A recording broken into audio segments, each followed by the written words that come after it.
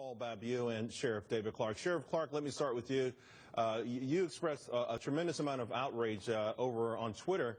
And it feels, again, that perhaps something is going on with the national FBI and the lack of sort of support for local law enforcement efforts. The notion that this person was interviewed on two successive years and deemed or given sort of a pass bothers a lot of people, particularly after James Comey's statements today.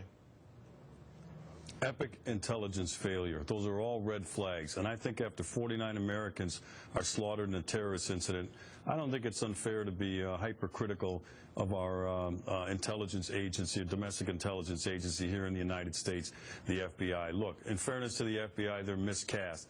They are not an intelligence agency. They are an investigative agency. They went into this thing with a mindset of looking for evidence to establish probable cause to make an arrest and to prosecute. That's not what intelligence work is. Intelligence works on these three things. You want to identify threats, you want to know if they have the capabilities, and then you want to know if they're planning an attack, and then you want to notify somebody well in advance. You want to predict, preempt, and you want to prevent terror attacks. That's not what the FBI is doing through no fault of theirs. And you also cannot tie their hands. They have to be able to do some things that people are not comfortable with, things like surveilling mosques, things like informants inside of these organizations. And that's not to indict all Muslims, but you can't stick your head in the sand out of political correctness because these things are going to happen. So I think until we get, and I've said this before, Charles, I probably said it on your program, until we get a true intelligence structure, domestic intelligence structure in the United States, and we start prosecuting these things as acts of war and not criminal acts, we're going to continue to see this stuff. I know you can't predict every incident, and James Comey, in fairness to him, and I admire that guy, but we're not asking him to find a needle in a haystack. We're just asking him to find a haystack. And once they identify the haystack, which is what Omar Mateen was with that plethora of evidence, then we'll look for the needle. Steve Rogers, you were the military intel officer of the FBI National Joint Force. When James Comey says yes, it's suggested to me that he said that in the May 2013 interview that because Mateen had made contradictory statements, despite the fact that he admitted to the threats that he made, he admitted that he expressed a desire to be a martyr, but they felt that he wasn't serious in part because he wasn't getting his terror organizations right. And then again in July of 2014, even though he had some sort of association with the suicide bomber from al-Nusra, still, and they went to the same mosque, still not enough evidence. What does it take for the FBI to really red flag someone and follow this all the way through? Charles, this is the result of politically correct law enforcement policies that are being handed down to the federal agencies like the FBI and local law enforcement. Every officer you have on the air tonight on this group right now, they could tell you that one of the greatest assets a cop has is his instinct. Before Ferguson, before these policies came down, police officers on the street, FBI agents, any law enforcement officer, his instinct kicks in, and that causes him to go the extra mile. But today, if you go the extra mile, you're going to be called a profiler. You're going to be taken to task by the government. You, as a police officer, run into many problems. They have hindered the ability for police officers to do the job. And yet, Mike Baker, we do have watch lists, and we do monitor when people go abroad, particularly when we think they've gone abroad for training amongst one of these various terrorist groups.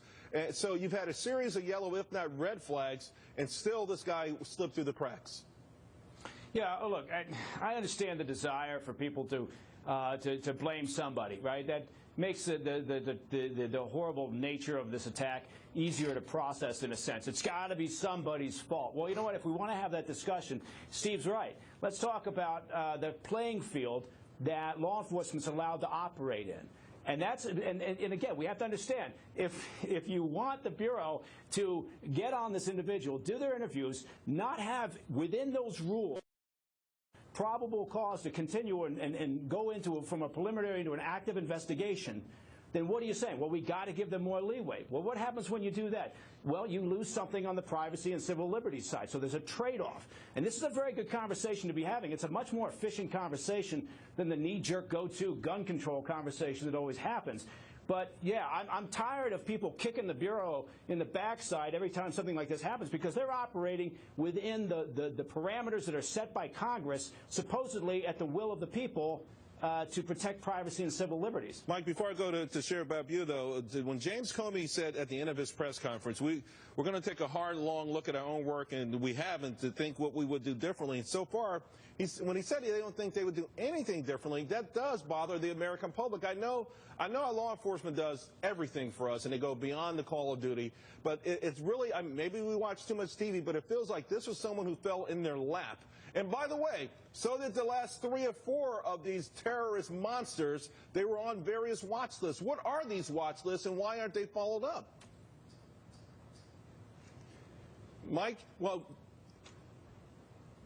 Sheriff Babeu, let me just, Sheriff Babeu, I know that you're not on the FBI side or the federal side, but you can weigh in on that as well. Well, I can tell you this, that we are at war. And we're not acting like this. When the commander-in-chief himself, President Obama, has said no less than 22 times that a graver national security threat than terrorism is, in fact, global warming.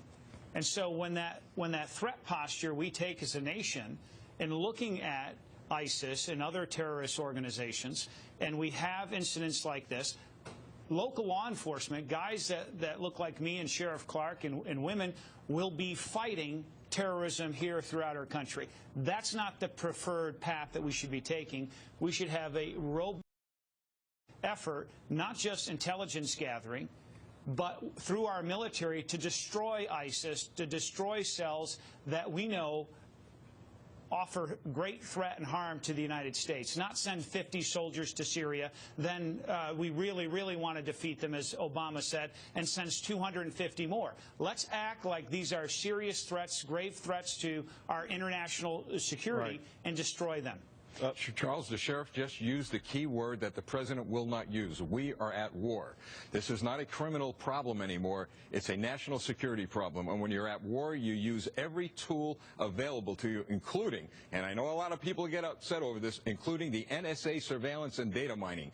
These are the things that will protect this nation. And then, as Sheriff Clark said, intelligence sharing from top to bottom is very important, right down to the street cop. Sheriff Clark, the mantra since 9/11 rather, has been see something, say something.